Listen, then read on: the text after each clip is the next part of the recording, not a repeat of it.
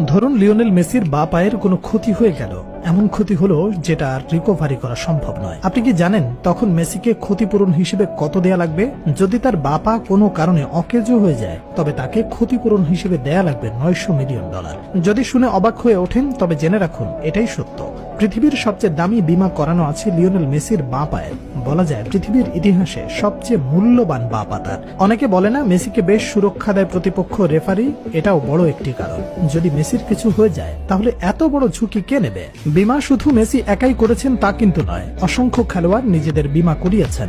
একজন গোলকিপার যখন বীমা করেন তখন তার বীমা করানো হয় হাতের, কারণ এই দুটি জিনিস মূল্যবান।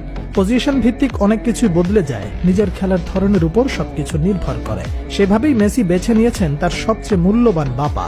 রোনালদো বীমা করেছেন তার দুই পায়ের, যদিও তার বীমা মেসির আশেপাশেও নেই। শুধু রোনালদো একাই নয়, বাকি যত ফুটবলার আছেন তাদের সবারটা মিলেও মেসির বা পায়ের কাছে আসতে পারেনি।